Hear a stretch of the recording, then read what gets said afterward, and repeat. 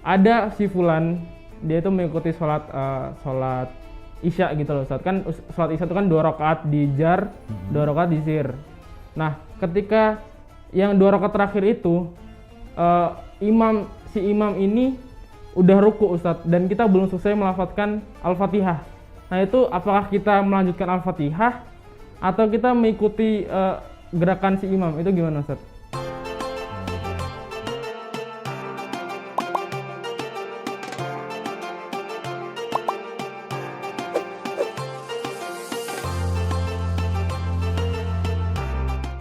Assalamualaikum warahmatullahi wabarakatuh. Selamat sore pelajar Kota Yogyakarta. Baik lagi bersama saya Pram di konten para pencari celah oleh pimpinan daerah Ikatan Pelajar Muhammadiyah Kota Yogyakarta bekerjasama dengan Pusat Tarjih Muhammadiyah.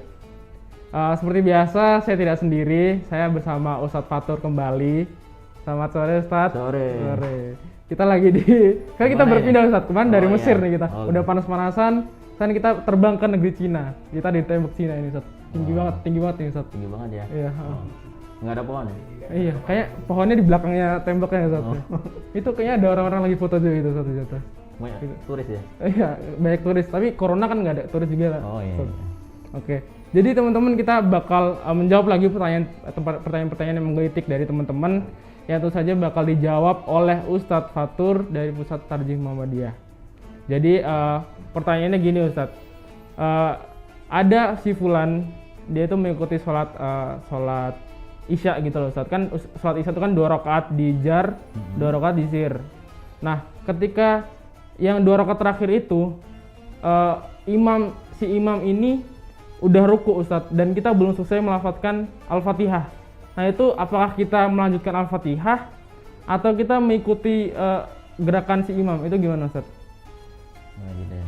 Ini memang sering ya terjadi di tengah masyarakat kita. Bahkan saya sendiri juga sering ketika jadi makmum itu di rokaat terutama rokaat yang sir itu biasanya belum tuntas baca Al-Fatihah imamnya sudah ruku. Nah, kalau seperti itu gimana? Apakah kita menyempurnakan Al-Fatihah sampai selesai atau kita langsung ikut ruku bersama imam? Kalau kasusnya seperti ini, maka kita harus ikut ruku bersama imam, karena Rasulullah bersabda, innama ju'ilal imamu liyutamma bihi. Imam itu dijadikan untuk diikuti. Fa idza kabbara fakabbiru. Kalau imam takbir, kita ikut takbir. Fa idza raka'a farka'u. Kalau imam ruku, kita ikut ruku. Fa idza sajada fasjudu. Kalau imam sujud, makmumnya juga ikut sujud. Jadi tidak perlu disempurnakan Al-Fatihahnya dulu, tapi langsung saja ikut rukuk bersama imam. Nah, barangkali ada pertanyaan begini, loh, terus status sholat saya gimana? Kan katanya membaca Al-Fatihah dalam sholat itu wajib ya. Iya. Sementara tadi bacaannya belum tuntas, belum utuh. Apakah sholat saya sah gitu? Sholatnya tetap sah. Masalah kekurangan bacaan atau bacaan yang tadi belum tuntas itu menjadi tanggungannya si imam. Jadi sholatnya tetap sah. Bahkan jangankan membaca belum sempurna, belum membaca Al-Fatihah sama sekali, dalam kasus tertentu itu juga tetap sah sholatnya.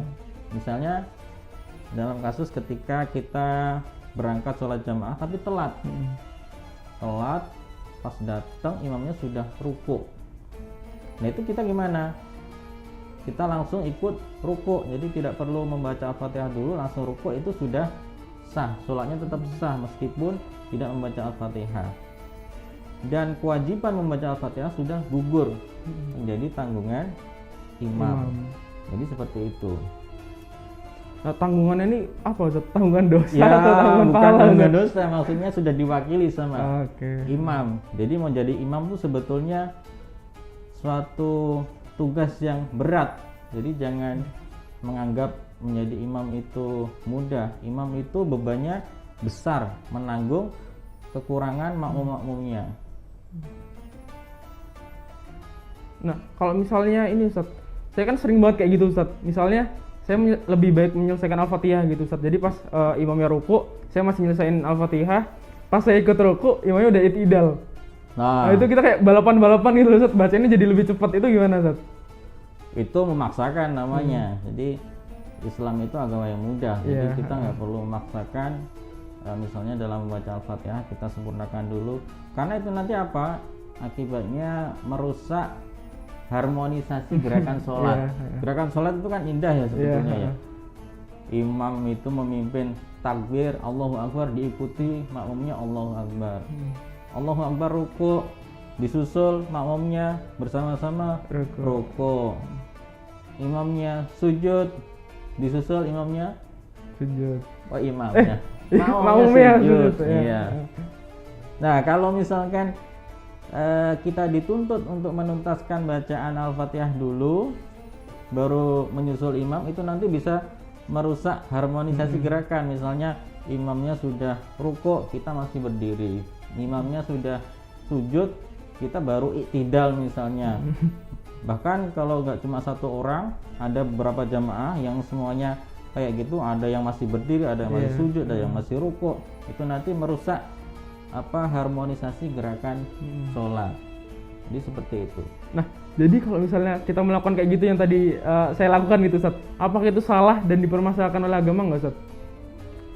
Misalnya itu menyalahi ketentuan karena Islam itu memudahkan, tapi kok kita malah mempersulit, nah gitu. Salahnya tidak, cuma kurang tepat dan terkesan mempersulit diri sendiri. Jadi yang tepat yaitu tadi, meskipun belum selesai baca Al-Fatihah, langsung menyusul imam ruku. Dan ini juga koreksi sebenarnya bagi para imam,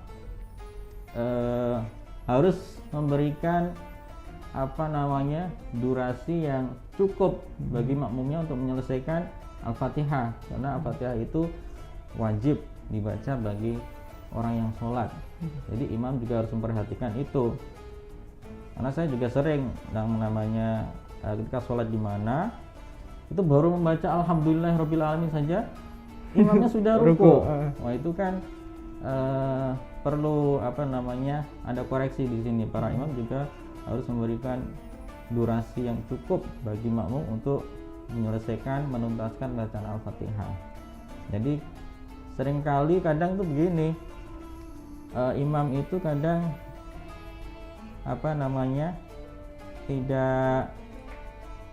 tidak fair ketika membaca Al-Fatihah di rakaat yang jahar dengan rakaat yang sir.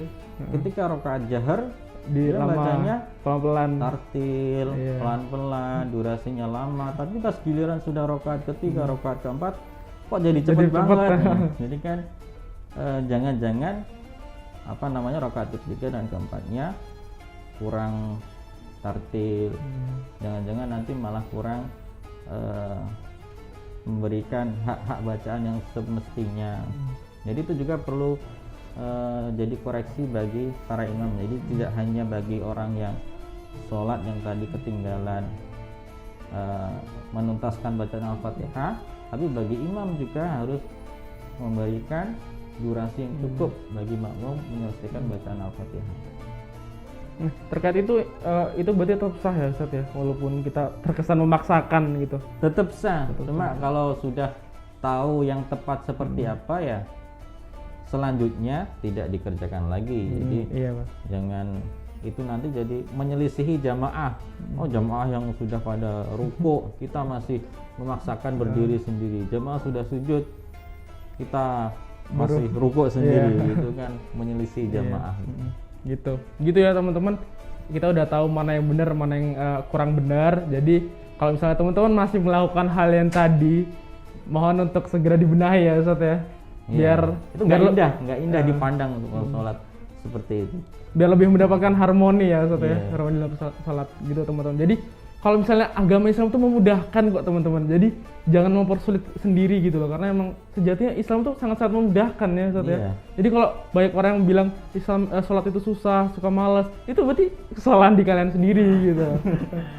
Gitu, jadi jangan bawa agama gitu ya, itu salah kalian sendiri gitu. Mungkin itu aja Ustaz episode kali ini, mungkin itu sudah sangat-sangat terjawab. apa yang udah disampaikan sama Ustadz Fatur dari Pusat Tarjih Muhammadiyah. Sampai ketemu di episode selanjutnya. Tetap stay tune di YouTube Pimpinan Daerah Ikatan Pelajar Muhammadiyah Kota Jakarta dan juga YouTube Pusat Tarjih Muhammadiyah. Sampai jumpa, terima kasih. Mungkin kita juga nanti bakal berkeliling lagi Ustadz dari Cina. Kita mungkin kita ngabuburit lagi. Ngabuburit ya. Ini ngabuburit ya teman-teman, ngabuburit virtual. Jadi kita berkeliling dunia gitu. Terima kasih atas perhatiannya teman-teman. Kurang lebih mohon maaf. Nun wal qalam turun. Wassalamualaikum warahmatullahi wabarakatuh.